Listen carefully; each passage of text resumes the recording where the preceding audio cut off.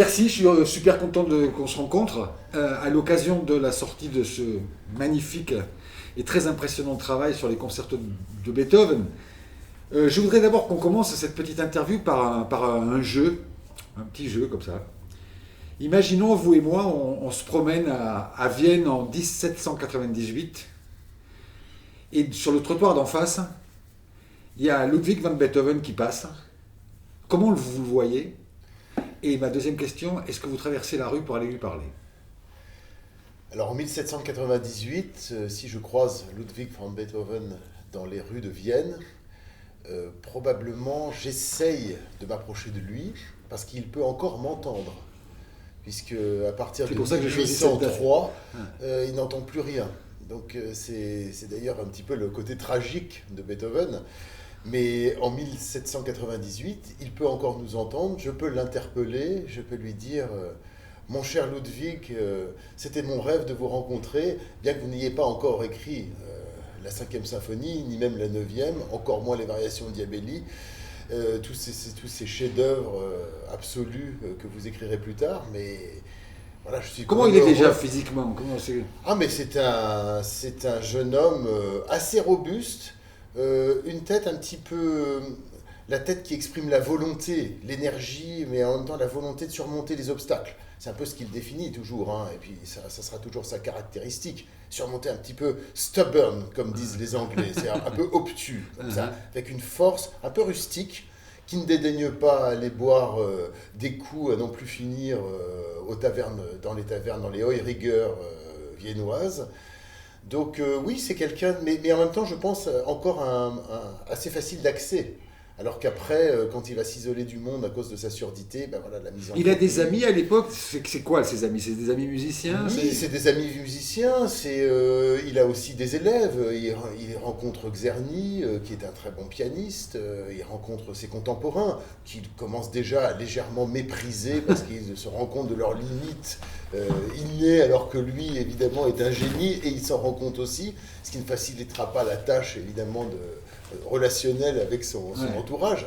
Mais c'est vrai, Beethoven, tout d'un coup, il est quand même au-dessus. Il écrit des concertos pour devenir aussi la star du moment. Car il ne faut jamais oublier qu'à ce moment-là, il n'est pas encore le grand compositeur qu'il deviendra, mais par contre, il est déjà le très grand pianiste qu'il est. Et donc, c'est un grand pianiste et qu'il va très vite cesser d'être... Oui, alors... C'est vraiment une star, c'est-à-dire il écrit des concertos pour se présenter au public, pour faire connaître sa musique et ses talents de pianiste au public viennois, et donc de s'imposer comme le nouveau, centre d'intérêt musical. Généralement, quand on a, génie, c'est le mot, non? On peut dire ça. Quand Absolument. on a un génie pareil à cette époque-là, il se fait aussi beaucoup d'ennemis parmi les musiciens ou les... Probablement, et puis, comme on dit, il ne mettait pas les formes, hein, ni avec ses mécènes qui traitaient de tous les noms, bien qu'il fût content qu'on lui donne des subsides pour composer. Mais ni avec ses congénères qui méprisaient pour la plupart. Donc oui, c'est pas facile. Et puis je pense qu'il y a très vite la conscience, effectivement, de je suis un être supérieur, mais il le dit pas pour fanfaronner, il le dit parce que c'est la vérité. Oui, c'est la vérité pure et simple. Donc c'est ça qui est évidemment qui crée forcément peut-être une tension avec les je ne sais quel compositeur Diabelli ou autre compositeur de 5e zone dont il utilisera plus tard un thème qui n'est d'ailleurs pas très bon, lui-même le Beethoven. Il fera des variations il stupéfiantes. fera 33 variations pour un concours de composition et qui donnera naissance à un des plus grands chefs-d'œuvre de toute la littérature pianistique. Ça, donc, c'est Beethoven. On traverse la rue, on l'a repéré, mais oui. Et donc vous vous présentez, je suis un pianiste du XXIe siècle, je vous aime passionnément, vous lui demandez quoi? Vous avez 2-3 trucs, on va boire une bière avec lui. Oui, bien sûr. Et la première chose qui me sidère, c'est que je me dis, mais comment avez-vous réussi à tout d'un coup devenir le compositeur, j'allais dire, démocratique, c'est-à-dire le compositeur de l'homme? Jusqu'à présent, on sait bien, il y avait des génies, il y avait Bach, il y avait Mozart, d'autres, peut-être Handel, mais on écrivait pour Dieu, à la gloire de Dieu. L'homme, on va pas s'abaisser à parler de l'homme, alors que lui, justement, c'est exactement le contraire. Lui, il ne veut pas Dieu. Lui, le Dieu, c'est l'homme. C'est l'homme-Dieu. Et donc, il veut parler voilà, nos petites faiblesses, notre grandeur, notre aspiration mystique, mais aussi notre humour, notre gouaille, notre rage, notre colère. Toute cette palette des Oui, sentiments c'est ça, tous les sentiments humains qu'il a qu'on va retrouver. Oui, qu'avec ces symboles écrits sur une partition de musique, il arrive, je ne sais moi, je ne saurais pas dire avec quelle magie, c'est peut-être la question que je lui poserai d'ailleurs, comment faites-vous pour retranscrire tous les sentiments humains qu'on éprouve, et c'est pour ça que ça nous touche, votre musique, monsieur Beethoven, ça nous touche, mais on n'a jamais vu ça avant, on ne parlait pas de ces choses-là, ça ne se faisait pas.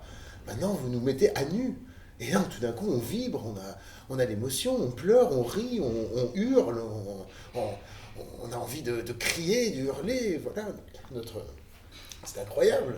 Je crois que si vous lui disiez ça, on passerait pour deux fous Ben dans oui. les rues de Vienne. Là, il me dirait peut-être ah, ben, enfin quelqu'un qui m'a compris. Je lui dirais mais oui, je vous ai compris. Alors, vous parlez d'un aspect très, très important. C'est cette palette extraordinairement riche de tous les sentiments humains. Oui. On a l'impression qu'aucun va ne lui échapper dans sa trajectoire de compositeur. Et aussi, dans ces 5 concertos que vous venez donc d'enregistrer, à la fois à la baguette et au piano, Oui. Où on retrouve une palette de tous les sentiments humains, de toute cette richesse. Absolument. Ce qui me manque un petit peu, malheureusement, dans les concertos, et ça c'est la maladie de Beethoven, la surdité qui a fait cet état, c'est qu'il n'en a pas de concerto de la dernière période, de la dernière période créatrice, par exemple, de la période de la 9e symphonie. L'empereur s'arrête. Voilà, et il ne l'a même pas joué lui-même, puisqu'il ne jouait plus en public à ce moment-là, parce qu'il pensait qu'il ne pouvait pas assurer. Il était encore un très très bon pianiste physiquement, mais il ne voulait pas prendre le risque. Donc il a arrêté, puisque on l'a dit tout à l'heure, les concertos étaient écrits pour que lui puisse briller aussi en tant que pianiste à Vienne et devenir la rockstar incontournable de Vienne. Et puis être payé comme interprète aussi. Mais oui, bien sûr. Mais en même temps, dans ces 5 concertos, on a quand même on voit l'évolution de Beethoven.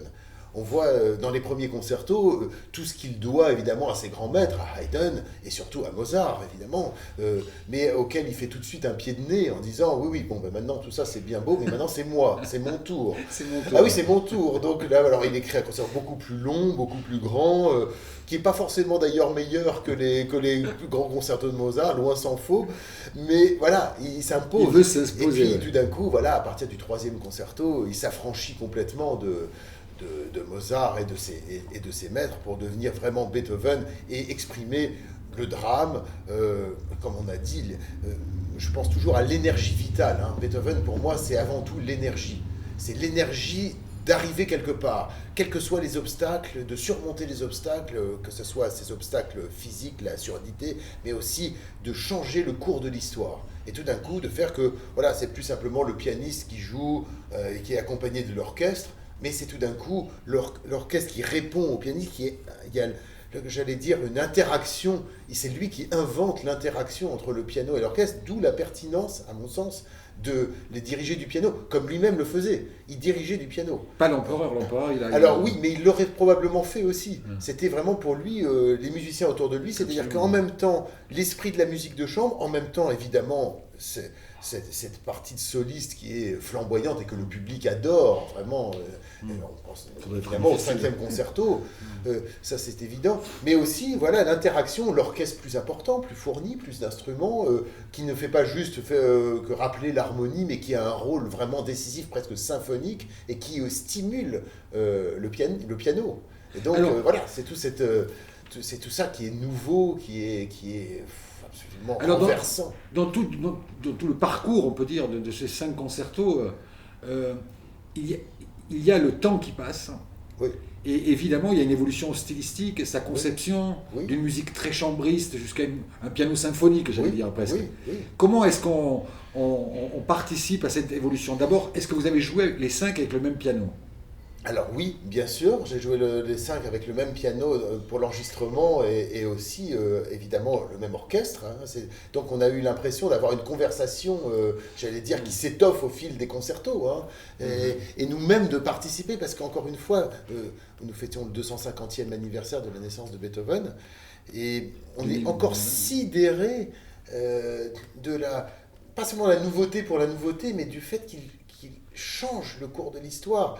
tous les compositeurs ne peuvent pas en dire autant. Je suis un adepte absolu de Brahms. Mozart je ne dirais pas qu'il a changé l'histoire de la musique.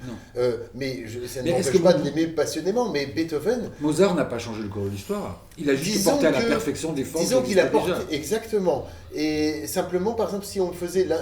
Quand on fait l'intégrale des concertos de Mozart, il y a certes une évolution parce qu'il y a il sait mieux se servir, il sait mieux de la matière, voilà, et aussi même de l'instrumental. Mais fondamentalement, il aurait vécu 30 ans de plus. Est-ce qu'il aurait écrit une musique si différente de celle qu'il a écrite dans les derniers concerts? J'en suis pas certain. Glenn Gould, il disait Mozart est mort trop vieux. Il disait. Mais c'est un petit peu ça, et ce n'est en rien évidemment rabaisser son génie, qui est absolu. Mais Beethoven, lui, il change l'histoire. Il invente. C'est-à-dire, il invente. Les pianos ne sont pas assez expressifs, il hurle toujours contre les facteurs de piano, c'est pour ça que ça, c'est un de ces grands trucs, ça. Oui, je me méfie aussi toujours, c'est pour ça du retour au piano d'époque de Beethoven, puisqu'on a des témoignages dans ses lettres où il disait que justement, il ne supportait pas les pianos de son époque. Alors, bien sûr... Il n'était pas digne de sa musique. C'est-à-dire qu'il demandait plus de puissance, plus d'expression, plus de notes. À chaque fois qu'il écrivait un concerto, il disait, mais moi, il m'en manque, c'est pas assez. Il m'en faut 3 de plus ici, 2 en bas. Alors, on octempérait, etc., pour finalement avoir vraiment un piano presque qui ressemble à... Disons, le Broadwood de 1826 ressemble presque au piano moderne. Il y a encore du chemin à faire, mais ce qui est certain, c'est qu'il a stimulé aussi techniquement, scientifiquement, le changement d'instrument. Alors, comment vous avez choisi ce piano ? Alors, moi, comment ça se passe ? Nous avons des goûts de luxe maintenant. Nous avons des Steinway qui sont dimensionnés pour les grandes salles, pour les orchestres un petit peu fournis. Alors là, je dois dire que, puisque le coffret a été enregistré avec les symphonies à Varsovia, c'est une formation... on pourrait qualifier d'orchestre de chambre, en tout cas de formation beethovenienne, une quarantaine d'instrumentistes, etc. C'était pas très grand. Et cette couleur chambriste, quoi. Oui, voilà, et sans rien perdre évidemment de la rage symphonique de Beethoven, mais c'est ça justement qui fait le compromis impossible quand on est en jouet dirigé, comme on appelle.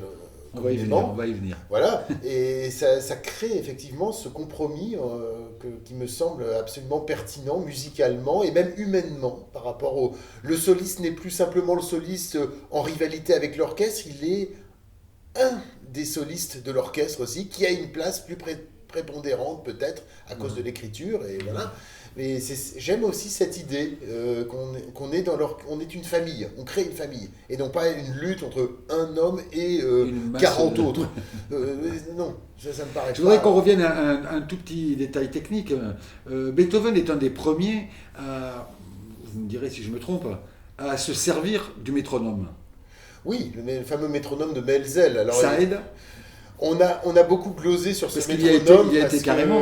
Oui, alors certaines marques métronomiques sont absolument extravagantes. Je pense notamment à un exemple, c'est celui de la fameuse grande sonate Hammerklavier, la 29e, dont le premier mouvement est noté, je dis, c'est un peu technique, mais 138 à la blanche, qui représente vraiment une vitesse inconcevable.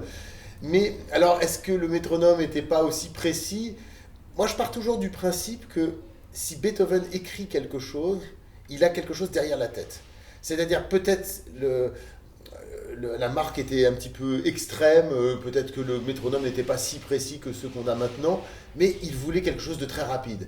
Et je m'élève un petit peu contre ces interprétations de cette sonate, de ce premier mouvement, qui quelquefois sont dues à une lecture sur par exemple une édition qui est un petit peu erronée, et même certains très grands pianistes ont enregistré sur ces fameuses éditions erronées, et qui fait que... Enfin, cette vitesse est pratiquement injouable. Oui, mais ça donne une idée aussi du caractère extrême de l'œuvre, car la Hammerklavier, c'est une œuvre extrême. C'est une œuvre totale, c'est une œuvre où tous les paramètres sont repoussés, le mouvement lent fait 20 minutes, l'œuvre en fait 45. Il ne respecte pas les règles, on va dire. Et en même temps, c'est peut-être la sonate la plus classique, la sonate classique poussée à son ultime achèvement, avant qu'il passe à tout à fait autre chose après, avec les dernières sonates. Donc dans cet enregistrement des 5 concertos, vous êtes à la fois évidemment le soliste, le pianiste soliste, mais vous êtes aussi celui qui dirige. J'aimerais savoir si le chef d'orchestre que vous êtes a appris quelque chose au pianiste que vous êtes. Oui, probablement, et inversement je dirais aussi. C'est-à-dire que le fait d'être, et c'est ça qui m'a intéressé, d'être maître de tous les paramètres, c'est-à-dire de la première note du premier tutti du concerto, c'est-à-dire avant que le piano rentre, jusqu'à la partie soliste, fait que on maîtrise encore plus cette interaction entre l'orchestre et le soliste, et on a l'impression qu'il n'y a plus de différence entre l'orchestre et le soliste. Ce n'est qu'une seule entité musicale, car chaque note qui a été gravée sur cet enregistrement, je le dis avec modestie, mais c'est la réalité, a été conçue par le même esprit. Alors évidemment, j'ai joué de très très nombreuses fois ces concertos avec les plus grands chefs. Vous avez enregistré avec Jordan Avec Philippe Jordan, bien sûr, il y a une dizaine d'années, et après on les a rejoués de nombreuses fois, et puis j'ai eu la chance de les jouer avec les plus grands chefs. Encore cette année, je jouerai le premier et le quatrième concerto avec Christoph Eschenbach à Montréal. Donc c'est évidemment des rencontres qui marquent un interprète, et c'est évident, et c'est un rêve qui se réalise.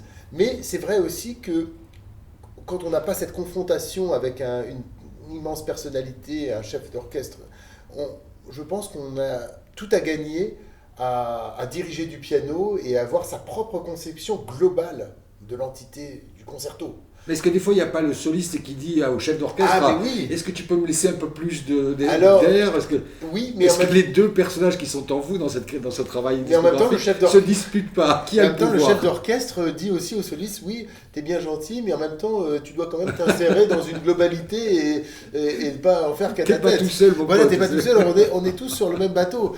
Et je dis, quand on dirige du piano, c'est un petit peu comme faire décoller un Boeing. Hein. On fait décoller ou un Airbus. Oui. Je ne fais pas de différence, c'est pas une histoire commerciale. On fait décoller un avion, il y a les passagers à l'arrière, et il faut le faire décoller, il faut le faire voler, et puis il faut le faire atterrir, sans encombre. Ouais, et donc il y a aussi cette notion de... Il y a aussi une prise de risque. Hein. C'est une prise de risque, le jouer dirigé. C'est pas juste pour se faire plaisir, c'est vraiment une très grande prise de risque. D'abord, ça augmente les difficultés, j'allais dire, d'approche du piano, parce que, évidemment, le geste du chef d'orchestre, et là je parle devant la caméra, le geste du chef d'orchestre, c'est plutôt vers le haut. Mais le geste du pianiste, c'est plutôt vers le bas. Et donc, c'est deux gestes totalement antinomiques. Et donc, il ne faut pas que le geste de l'un interfère ou dérange le geste de l'autre, et inversement. Donc ça demande évidemment une pratique. Je n'aurais pas enregistré ces concertos il y a 7 ou 8 ans, par exemple, quand j'ai commencé vraiment à faire du jouet dirigé régulièrement. Il a fallu que, d'abord, je joue ces concertos en jouet dirigé de nombreuses fois pour voir ce qui fonctionnait, ce qui ne fonctionnait pas, ce qu'il fallait améliorer. Il a fallu aussi que j'améliore évidemment ma technique de chef, puisque j'étais un chef autodidacte. Bien qu'en fait, j'allais dire... Ça, vous avez toujours rêvé d'être chef. C'était un rêve, c'est vrai, et j'ai même failli vraiment être chef, puisque j'avais une recommandation pour aller étudier avec Seiji Ozawa à Tanglewood, comme dans mes années estudiantines. Pour X raisons, ça ne s'est pas fait, et je suis finalement devenu pianiste, ce que je n'ai jamais regretté. Mais évidemment, ça n'avait pas cette envie de diriger n'avait pas disparu du jour au lendemain. Elle est toujours là, toujours présente. Ma passion pour le répertoire orchestral. C'est un plaisir différent de toute façon. Oui, et puis pour moi, c'est pas. Je prétends pas, je n'aurais jamais la prétention maintenant de tout d'un coup faire une carrière de chef et de me prendre pour qui je ne suis pas. Mais pour moi, ce n'est qu'une extension du domaine de la lutte, si j'ose dire. C'est-à-dire que voilà, il y a une le pianiste, naturellement, se redresse. J'allais dire, s'il se redresse et se met debout, tel Homo erectus. Hein, bien sûr. Qu'est-ce qu'il peut faire? Il ne peut plus jouer de piano, il devient chef. Et donc, il y a cette dualité physique et intellectuelle qui m'a intéressé. Et puis, bien sûr, l'élargissement du répertoire. Ça, c'est vraiment formidable. Et quand on est pianiste, c'est quand même un petit orchestre qu'on a devant les doigts. Hein. Est-ce que le chef d'orchestre, par moment, il se dit, là, sur le plan orchestral, ça aurait pu être mieux. Il a un peu bâclé. Est-ce qu'il y a des faiblesses dans ses concertos? Je ne parle pas du piano. Je ne veux pas vous décevoir, mais je n'en vois aucune. Et même dans le deuxième, qui est en fait le premier écrit... Et qui a un outil d'orchestre génial. Mais oui. Et le mouvement lent est peut-être un des plus émouvants des 5 concertos. Alors comment c'est possible? Il l'avait commencé, il avait à peine 13 ans. Donc je me dis non, on a affaire à un génie. Alors peut-être on peut ici ou là, je dirais c'est plutôt dans la partie de soliste du deuxième concerto où effectivement c'est moins élaboré que ce qu'il fera plus tard. pourquoi pas, ça ne me dérange pas. Mais en aucun cas, je parlerai de faiblesse. Non, non, malheureusement, j'arrive pas à trouver aucune faiblesse. J'ai cherché longtemps. Je connais presque toutes les œuvres de Beethoven, quelle que soit l'instrumentation.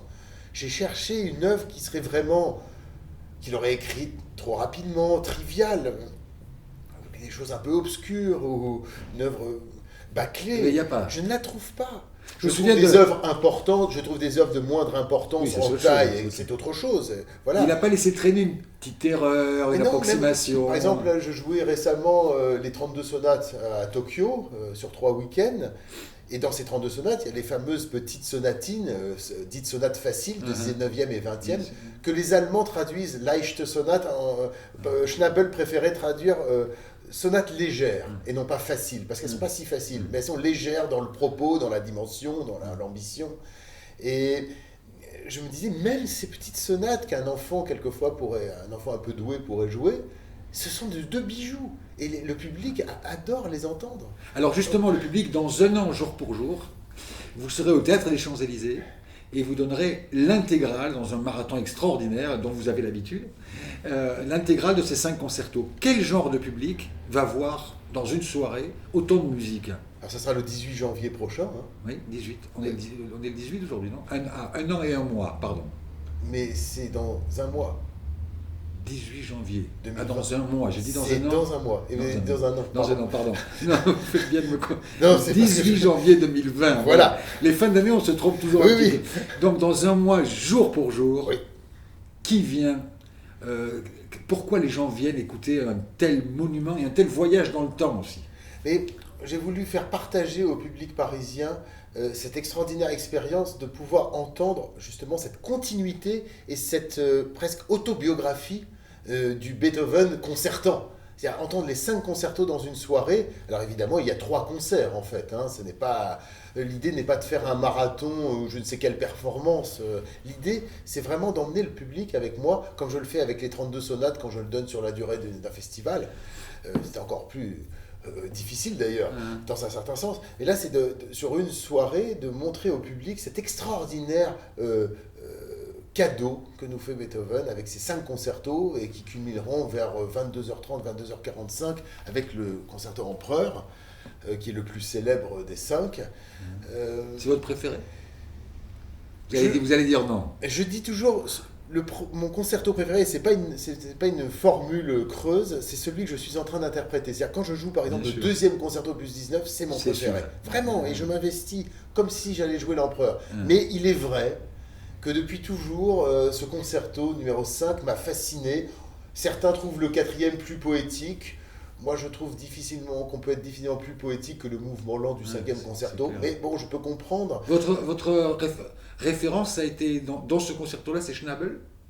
Alors, Schnabel est une référence absolue dans tout Beethoven, puisque c'est le pionnier. C'est le premier qui a enregistré les 32 sonates dans les années 30, qui a joué aussi à la fin des années 20 à Carnegie Hall, le premier sur 4 week-ends, les 32 sonates de Beethoven. Oui, c'est vraiment... Et donc c'est un découvreur. Ces éditions annotées des sonates de Beethoven sont une bible absolue et dont on ne se lasse jamais de lire les commentaires. C'est comme une référence. Ah, mais c'est une référence absolue. Après, le 5e concerto, il y a eu des versions absolument...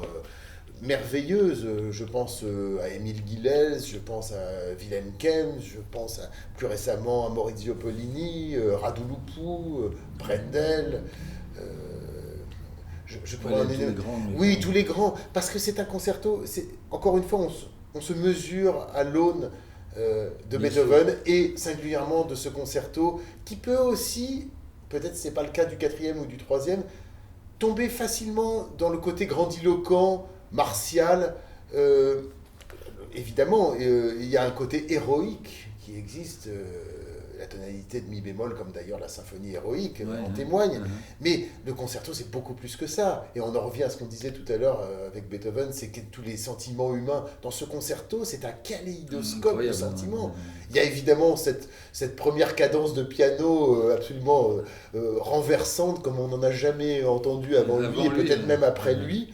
ou avec ces grands accords de l'orchestre auxquels répondent une improvisation du piano sans même de barre de mesure. Hein. C'est vraiment, on a l'impression de lire une partition de musique contemporaine. Absolument. Les 3 premières pages du 5e concerto de Beethoven, c'est absolument incroyable. Mais il y a aussi la tendresse, quelquefois il annonce Chopin dans le recueillement, dans le nocturne, il y a le côté ascensionnel du final, aussi un petit peu la danse un peu rustique. À nouveau, on pourrait... Est-ce qu'il est très, très de son temps et très en avance sur son temps? Ah, il est très en avance. Ouais. Il est très en avance c'est parce une audace créative incroyable. Je dirais même que j'oserais dire qu'il y a certaines...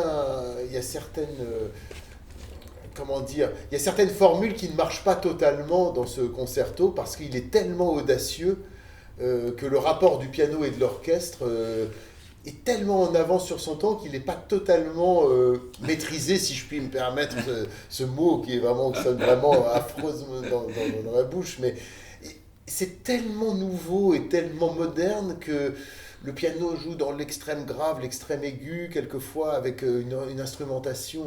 On pourrait dire ça aussi dans la 9e symphonie. Philippe Jordan, un jour, m'a confié, je réfléchissais à la 9e symphonie que je vais devoir diriger dans 2 ans. Je lui ai demandé, il me disait, mais tu sais, il y a des choses qui ne marchent pas du tout, en fait. Mais le public ne le sait pas, mais ça ne marche pas du tout. Quand il y a un contrebasson dans le grave avec un accord de 3 corps, ça marche pas, on n'entend rien. Donc il faut imaginer, il faut essayer de recréer une... C'est tellement nouveau. C'est tellement nouveau. Les 3 dernières petites questions, enfin 2 un peu facétieuses, vous m'en pardonnerez.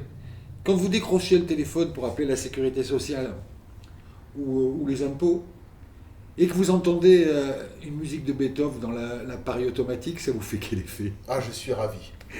Et jamais je ne dirais, oh, ils ont encore utilisé ce merveilleux thème pour leur répondeur affreux.